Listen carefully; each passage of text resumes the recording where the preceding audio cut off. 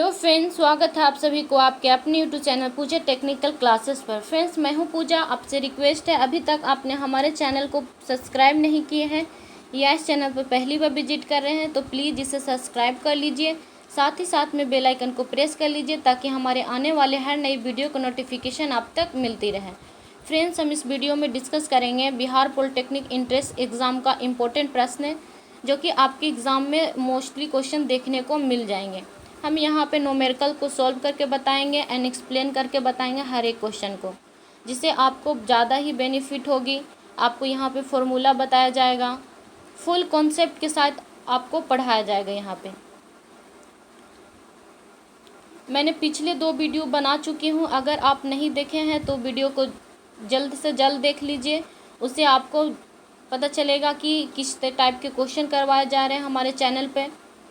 तो आप पूजा technical classes को सर्च कीजिए, वहाँ पे आपको वीडियो मिल जाएगी। तो हम यहाँ पे फर्स्ट क्वेश्चन को देखते हैं कि फर्स्ट क्वेश्चन हमारा क्या है। ज़्यादातर इस चैनल पर आपको न्यूमेरिकल करवाए जाएंगे, न्यूमेरिकल को सिखाया जाएगा, सिर्फ पढ़ाए सॉल्व नहीं करवाया जाएगा, आपको सिखाया जाएगा कि किस तरीके से यहाँ पे न्यूमेरिकल को सॉल्व करते हैं। ठीक है, तो यहाँ पे फर्स्ट क्वेश्चन देखते हैं। फर्स्ट क्वेश्चन हमारा गिवन है 12 मेगाहर्ट्ज़ की रेडियो तरंगें सुनी जा सकती है जबकि तरंग की चाल 3.0 इंटू 10⁸ मीटर पर सेकेंड है। ठीक है, तो हम यहाँ पे पूछ रहा है कि जबकि तरंगधर की चाल इतना दिया हुआ है, तो तरंगे पूछ रहा है कि तरंगे क्या होगा, जिसको हम तरंगे इट मीन्स वेवलेंथ जिसको हम लेमडा से इंडिकेट करते हैं, तो वो पूछ रहा है इस क्वेश्चन में कि क्या होगा। तो एक हम रिलेशन जानते हैं कि रिलेशन क्या है, वो रिलेशन है v = n लेमडा। ये सारे क्वेश्चन देखेंगे आपको कि मोस्टली 12th क्लास में फिजिक्स में ये पढ़ने हैं क्वेश्चन। 9-10 में तो ये आपको मिलेगा नहीं, 12th में है। 9-10 में सिंपली थोड़ा बहुत है, बाकी ये जितना भी यहाँ पे क्वेश्चन पूछे जाते हैं बिहार पॉलिटेक्निक में, वो 11-12 से आपको ज़्यादा न्यूमेरिकल देखने को मिलेगा। तो कुछ जो फार्मूला है वो आप याद कर लीजिए, जिससे आपको आसानी से फार्मूला पर पुट आउट करेंगे और आपको आंसर मिल जाएगा। कोई भारी नहीं, बस फार्मूला को आपको देख लेना है। तो यहाँ पे जैसा कि हम रिलेशन आपको बताए हैं कि v = n लेमडा, ये रिलेशन है जो इसी आधारित पर इस क्वेश्चन को सॉल्व होगा।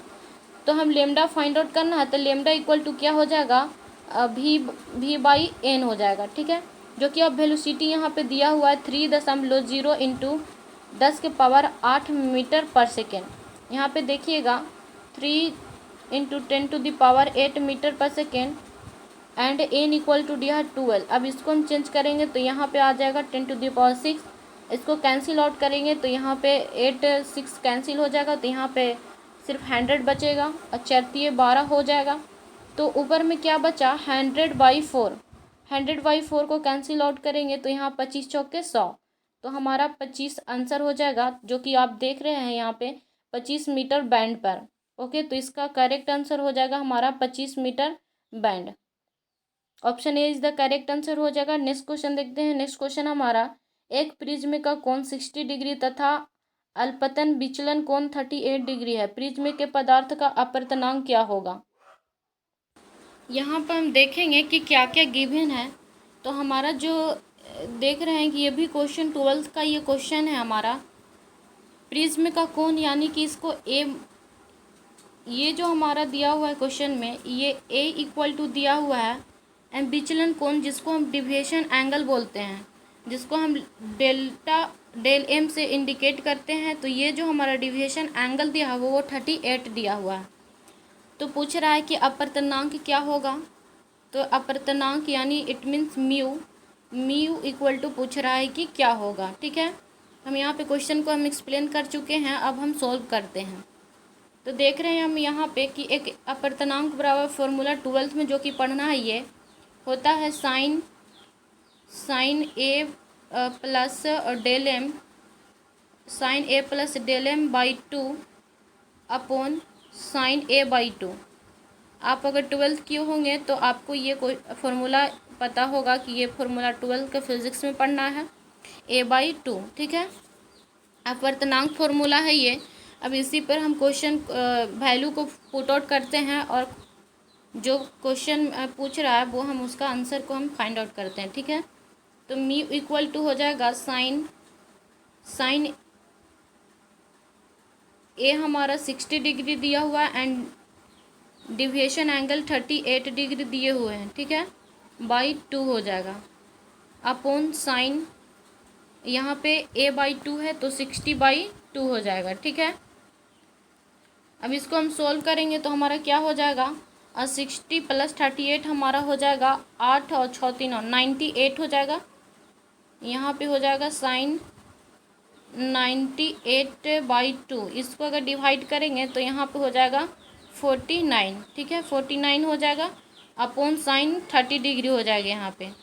फिर से आपको बताते हैं यहाँ पे, तो यहाँ पे जो हमारा बचा साइन 49 अपॉन यहाँ पे हमारा आ गया साइन 30 डिग्री, जो कि आप जानते हैं 30 डिग्री का तो वैल्यू जानते हैं, साइन 30 डिग्री का, साइन 49 का नहीं जानते हैं, जो कि आपको क्वेश्चन में गिवन दिया हुआ कि साइन 49 डिग्री इक्वल टू आप ले लीजिए 0.74।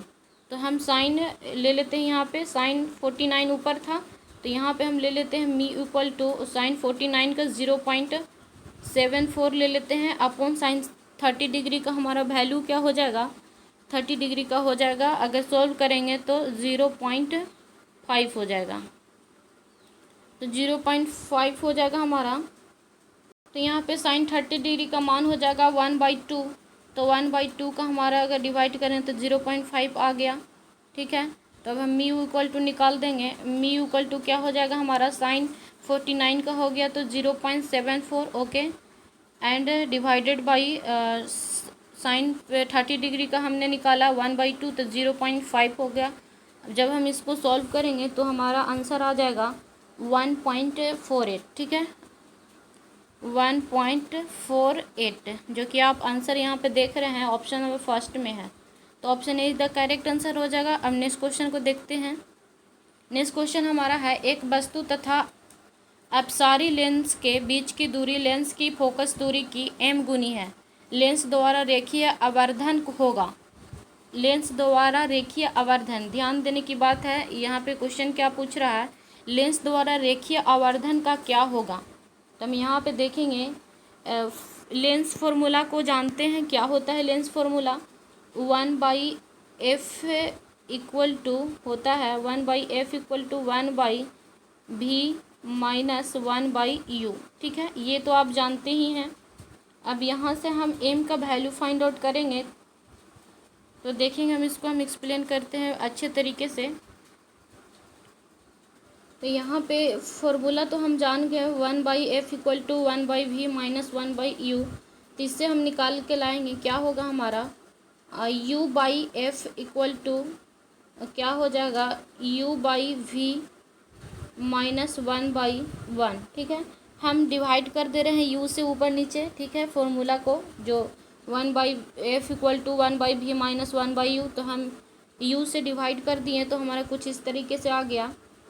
नेक्स्ट स्टेप हम देखते हैं, u equal to f equal to क्या हो जाएगा, इतना को हम m बोलते हैं जिसको आवर्धन बोलते हैं, तो m माइनस 1 हो गया, 1/1 इक्वल टू यहाँ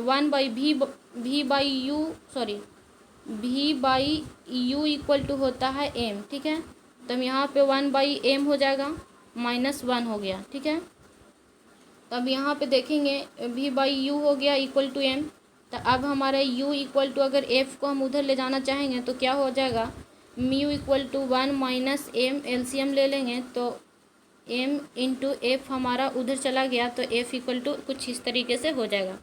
अब हम अकॉर्डिंग टू क्वेश्चन के बात करें, एक क्वेश्चन में कह रहा था कि u जो है u इक्वल टू क्या है mf, ठीक है, u इक्वल टू है हमारा m एंड mf, ठीक है। तो हमारा यहाँ पे देखेंगे कि mf इक्वल टू क्या होगा, mf इक्वल टू हो जाएगा हमारा, यहाँ पे तो हमारा क्या निकल के आया है, म्यू इक्वल टू हम यहाँ पे वैल्यू पुट करते हैं जो पिछले हम निकाले हैं, क्या 1 माइनस m/m, ठीक है, ये है हमारा इंटू एफ, ठीक है। अब एफ हमारा कैंसिल आउट हो रहा है तो कैंसिल आउट कर देंगे। अब क्या हमारा बच रहा है m यहाँ पे m लिखते हैं, m बड़ा बड़ा, तो m हो गया इक्वल टू 1 माइनस m, ठीक है। तब हम बड़ा वाला m इक्वल टू क्या हो जाएगा हमारा 1/m प्लस 1, ठीक है। अब हम देखेंगे ऑप्शन में ये है कि नहीं। अवर्धन इक्वल टू हो गया m बाई, यहाँ पे छोटा वाला m हो जाएगा m प्लस 1, ठीक है। अब हम देखते हैं कि आप देख रहे हैं ऑप्शन डी में मैच कर रही है, तो 1/1 plus m equal to correct answer हो जाएगा। अब नेक्स्ट क्वेश्चन देखते हैं, क्वेश्चन नंबर 4। क्वेश्चन नंबर 4 क्या है, एक पंप 2 सेकेंड में 180 किग्रा जल 4 मीटर की ऊंचाई तक उठाता है। ओके, पंप की सामर्थ्य यानी कि पावर्स क्या है, कैपेसिटी क्या है, जो कि क्वेश्चन में एक्शन ड्यू टू ग्रेविटी दिए हुए हैं 10 मीटर पर सेकेंड स्क्वायर। तब यहाँ पे सॉल्व करते हैं। सामर्थ्य इक्वल टू फॉर्मूला हमारा हो जाता है, मैंने पिछले वीडियो में भी बताई हूँ, पावर जिसको बोलते हैं P इक्वल टू होता है वेट बाई टी, ठीक है। तो वेट इक्वल टू हो जाएगा mgh बाई टी हो गया, ठीक है। और m हमारा गिवन दिया हुआ था यानी मास, जिसको द्रव्यमान बोलते हैं 180 into g acceleration due to gravity 10 into height हमारा कितना 4, हाइट हमारा जिस यहाँ पे लिख लेते हैं 180 इंटू 10 इंटू हाइट हमारा 4 था, डिवाइडेड बाई समय कितना था 2। तो जब हम इसको सॉल्व करेंगे तो हमारा आ जाएगा 3600 वाट। अब हम ऑप्शन में देखते हैं कि ऑप्शन में यह है कि नहीं। 3600 वाट हमारा आंसर आ गया है। यहाँ पे देख रहे हैं कि 3600 वाट ऑप्शन डी में मिल रहा है, तो करेक्ट आंसर हो जाएगा हमारा ऑप्शन डी, ठीक है। अब नेक्स्ट क्वेश्चन को देखते हैं। क्वेश्चन नंबर 5 कहता है वर्णक्रम स्पेक्ट्रम के मूल रंग क्या हैं। ऑप्शन दिए हुए हैं लाल पीला नीला, सेकेंड ऑप्शन है लाल हरा नीला, एंड थर्ड ऑप्शन है लाल हरा बैगनी, एंड फोर्थ ऑप्शन है लाल पीला हरा। तो जो कि क्या होता है वर्णक्रम स्पेक्ट्रम के मूल रंग, तो वो होता है लाल हरा और नीला, यानी रेड ग्रीन और ब्लू। तो option B is the correct answer हो जाएगा। अब नेक्स्ट क्वेश्चन देखते हैं। नेक्स्ट क्वेश्चन हमारा, किसी नाव पर अधिकतम 1000 किग्रा का भार रखा जा सकता है, खाली नाव का 1/5 भाग पानी में डूबता है, नाव का भार क्या है। देखिए यहाँ पे कह रहा है कि अधिकतम इतना केजी है जो उस नाव पर रखा जा सकता है, इससे ज़्यादा रखेंगे तो वो क्या करेगा, टिल्ट कर जाएगा। लेकिन कह रहा है कि खाली नाव का भाग जो है 1/5 भाग है जो कि पानी में डूबा हुआ है, तो कह रहा है कि इतना रखा जा सकता है और इतना डूबा हुआ है। तो कह रहा है कि जो नाव का एग्जैक्ट वेट होगा वो कितना होगा वो हमको बताइए। तो हम यहाँ क्वेश्चन को सॉल्व करते हैं कि क्या दिए हुए हैं। पिछली क्वेश्चन जो हम बताएं कि स्पेक्ट्रम का जो मूल रंग जिसको हम प्राथमिक कलर बोलते हैं, प्राथमिक कलर हमारा होता है लाल हरा और नीला, याद रखिएगा। हम सिर्फ क्वेश्चन को हम न्यूमेरिकल को डिस्कस करते हैं। देखेंगे यहाँ नाव का भार पूछ रहा है कि क्या होगा, वेट क्या होगा। तो माना कि नाव का जो वेट है हम कंसीडर कर लेते हैं, लेट द नाव का जो वेट हमारा क्या होगा W kg है, ठीक है। इसी को हमको फाइंड आउट करना है। तो यहाँ पे कह रहा है कि से W, तो यहाँ पे किसका कितना भाग है, तो यहाँ पे हो जाएगा W इक्वल टू 1/5 BP और G हो जाएगा, ये इक्वेशन फर्स्ट हो जाएगा, ठीक है। उस पर 1000 kg भार रखने पर वह पूर्ण रूप से जल में डूब जाती है। यदि हम उस पर नाव पर हम 1000 का कोई सामान, हम 1000 kg का सामान रखते हैं, तो वो जो नाव है वो पूर्ण रूप से जल में जो वाटर में है वहाँ पे डूब जाती है, ठीक है।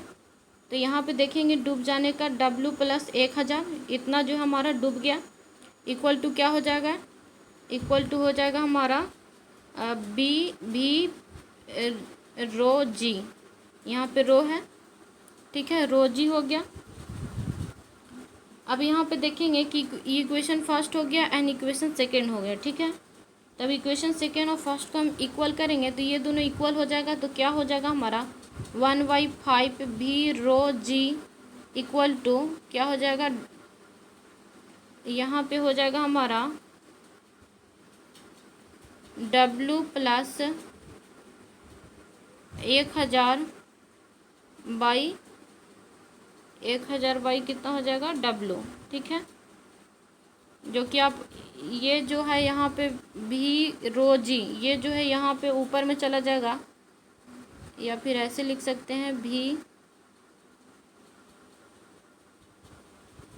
यहाँ पे क्लियरली जो हो जाएगा W plus 1000 upon W equal to हो जाएगा भी रो जी अपॉन 1/5 भी रो जे जी। ठीक है, क्योंकि इसका जो भी रो जी है जो हमने ऊपर यहाँ पे रख दिया है, अब इसको हम जब सॉल्व करेंगे तो हमारा हो जाएगा, क्या हो जाएगा, 5W equal to W plus 1000। ठीक है, यहाँ पे जाएगा तो कुछ कैंसिल आउट भी होंगे, ये कैंसिल आउट हो गया। ठीक है, अब यहाँ पे हम सॉल्व किए तो हमारा 5W, यहाँ से 5W इक्वल टू W, क्या हो गया, W प्लस 1000। ठीक है, W प्लस 1000, अब हमको W ही निकालना है, यानी बेट 9 का निकालना है, तो 1000 बाई यहाँ 5 था तो 1000 बाई यहाँ पे क्या हो जाएगा, 4 हो जाएगा, 4। अब इसको हम डिवाइड करेंगे तो 250 kg हो जाएगा। ठीक है, 250 kg। तो ये हमारा आंसर आ गया। ऑप्शन में देख लेते हैं कि ऑप्शन में क्या है। हम यहाँ पे ऑप्शन में देख रहे हैं, option B is the correct answer है। अब नेक्स्ट क्वेश्चन को देखते हैं। नेक्स्ट क्वेश्चन है 7, मुख्य पैमाने के एक भाग की लंबाई 0.1 सेंटीमीटर है तथा वर्नियर पैमाने के एक भाग की लंबाई 0.9 मिलीमीटर है। वर्नियर स्थिरांक का मान क्या होगा। ठीक है, यहाँ पे हम देखेंगे कि क्या है, वर्नियर पैमान का एक भाग का मान कितना है दिया हुआ, 0.9 मिलीमीटर। ठीक है, तो इसको हम सेंटीमीटर में चेंज करेंगे तो ये हो जाएगा 0.09 सेंटीमीटर हो जाएगा। ओके, अब वर्नियर स्थिरांक जो पूछ रहा है तो इसका इक्वल टू होगा, वर्नियर स्थिरांक इक्वल टू मुख्य पैमाने के एक भाग का मान, मुख्य पैमाने का एक भाग का मान माइनस वर्नियर पैमाने के एक भाग का मान। तो जो मुख्य पैमाने का एक भाग का मान कितना दिया हुआ था, 0.1 माइनस यहाँ स्थिरांक को हम निकाल रहे हैं,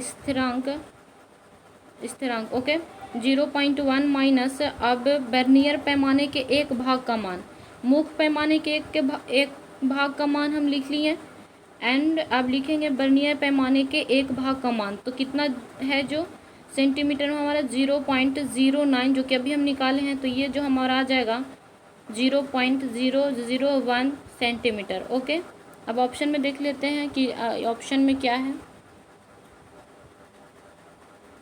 जैसा कि आप देख रहे हैं कि ऑप्शन कितना में हमारा 0.01 सेंटीमीटर सी ऑप्शन में, तो सी इज़ द करेक्ट आंसर हो जाएगा। नेक्स्ट क्वेश्चन देखते हैं। क्वेश्चन 8 है, एक यात्री 15 kg भारी अटैची को सिर पर उठाए 36 सड़क पर 10 मीटर चलता है। यात्री द्वारा अटैची पर किया गया कार्य क्या होगा, यानी कि वर्क डन पूछ रहा है कि क्या होगा। तो जैसा कि आप देख रहे हैं कि अटैची का भार ऊर्ध्वाधर नीचे की ओर कार्य कर रहा है। ठीक है, और इस दिशा में अटैची में कोई विस्थापन नहीं हुआ। जब डिस्प्लेसमेंट होता है तभी physics, according to the physics, कोई भी वर्क डन हुआ है। ओके, तो इस दिशा में अटैची में कोई विस्थापन नहीं हुआ है, तो अटैची का किया गया पूरा जो टोटल वर्क होगा डिस्प्लेसमेंट, यानी क्या, क्योंकि F equal to W equal to FS होता है। यहाँ पे ध्यान दीजिएगा, W इक्वल टू हमारा क्या हो जाएगा, W इक्वल टू FS होता है, FS कोस थीटा। तो यहाँ पे जो पूरा डिस्प्लेसमेंट ही हमारा नहीं है, तो ये डिस्प्लेसमेंट जीरो, तो टोटल वर्क डन हमारा क्या हो जाएगा, टोटल जीरो। क्योंकि डिस्प्लेसमेंट जीरो है हमारा, तो वर्क डन भी पूरा हमारा क्या हो जाएगा, जीरो। इसलिए यहाँ option A is the correct answer हो जाएगा। Option A is the correct answer, zero answer हो जाएगा। नेक्स्ट क्वेश्चन देखते हैं। क्वेश्चन 9 है, यांत्रिक लाभ 1 से कम होता है। क्या कम होता है, यांत्रिक लाभ 1 से कम होता है। ऑप्शन दिए हुए हैं हमारा, क्या क्या दिए हुए हैं। फर्स्ट ऑप्शन है द्वितीय वर्ग के उत्तोलक में। ठीक है, द्वितीय वर्ग के उत्तोलक में। सेकेंड ऑप्शन है प्रथम वर्ग के उत्तोलक में। थर्ड ऑप्शन है तृतीय वर्ग के उत्तोलक में। एंड लास्ट ऑप्शन है उपयुक्त में से कोई नहीं। तो जो कि तृतीय वर्ग के उत्तोलक में है, यांत्रिक लाभ 1 से कम होता है। तो यहाँ option C is the correct हो जाएगा। नेक्स्ट क्वेश्चन देखते हैं। क्वेश्चन नंबर क्वेश्चन नंबर 10 है वायु के सापेक्ष जल तथा कांच के अपवर्तनांक क्रमशः 4/3 तथा 3/2 है। ओके, कांच का जल के सापेक्ष अपवर्तनांक होगा, यहाँ पे भी अपवर्तनांक यानी म्यू पूछ रहा है कि क्या होगा। तो हम यहाँ पे एक रिलेशन जानते हैं, यहाँ पे क्या क्या दिया हुआ है वो हम देख लेंगे, उसके बाद हम सॉल्व करेंगे। ओके, जैसा कि आप देख रहे हैं यहाँ पे ANW इक्वल टू दिए हुए हैं 4/3। Okay, and ANG equal to दिए हुए हैं 3/2। ठीक है, ये दिया हुआ 3/2। अब पूछ रहा है कि ये क्या होगा, WNG इक्वल टू क्या होगा। तो इसका जो रिलेशन होता है वो होता है WNA इंटू ANG। ठीक है, अब हम इसको सॉल्व करेंगे तो क्या हो जाएगा बाई में, तो ये जो हमारा हो जाएगा इक्वल टू ये होता है ANG बाई ANW। तो ANG दिया हुआ 3/2 डिवाइडेड बाई ANW दिए हुए हैं 4/3। तो हमारा क्या हो जाएगा 3 3 जा 9, यहाँ पे हो जाएगा हमारा 4 दूने 8। ठीक है, और 3 3 9 हो जाएगा, यानी 9/8 हो जाएगा आंसर। और ऑप्शन में देख लेते हैं, तो यहाँ पे देख रहे हैं option C is the correct answer है 9/8। नेक्स्ट क्वेश्चन बात करते हैं, क्वेश्चन नंबर 11। क्वेश्चन नंबर 11 है हमारा 250 वोल्ट 100 वाट के 5 बल्ब प्रतिदिन 8 घंटे जलते हैं। ओके, तो कह रहा है कि 30 दिनों में विद्युत व्यय होगा, 30 दिन में यानी 1 मंथ में पूछ रहा है कि विद्युत व्यय कितना होगा। तो हम यहाँ पे क्वेश्चन को सॉल्व करते हैं और क्या क्या गिवन दिया हुआ है वो देख लेते हैं पहले। तो यहाँ पे देख रहे हैं वाट हमारा 100 दिया हुआ है। अब कितना बल्ब जल रहा है, बोल रहा है 5 बल्ब जल रहे हैं। तो यहाँ पे हम देखेंगे कि क्या होगा, तो संख्या पूछ रहा है यूनिटों की संख्या क्या होगा।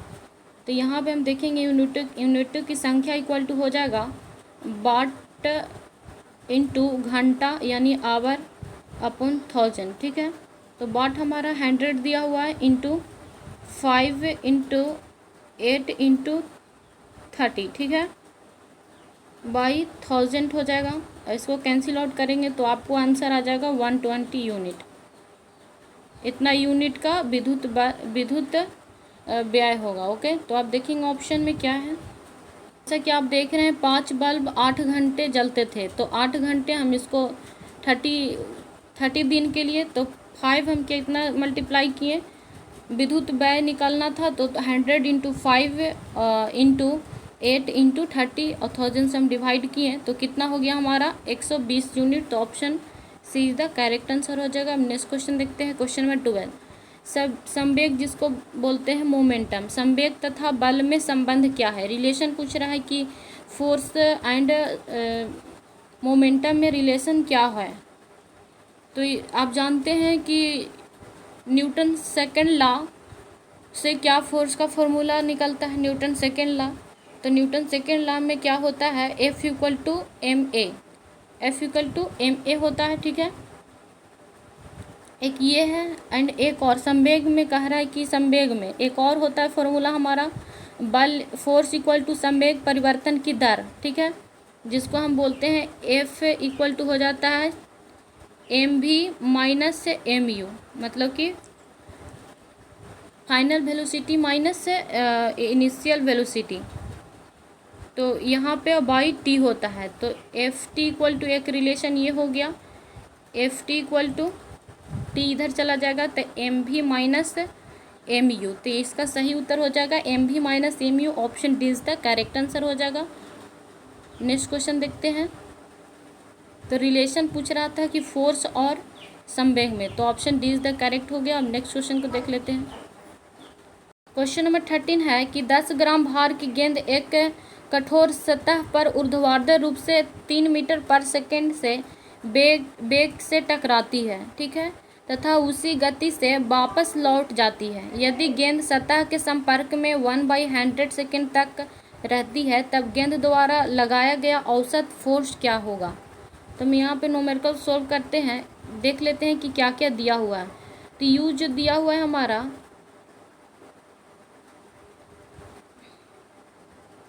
यू एंड वी और एम को यहाँ पे देखते हैं कि क्या है।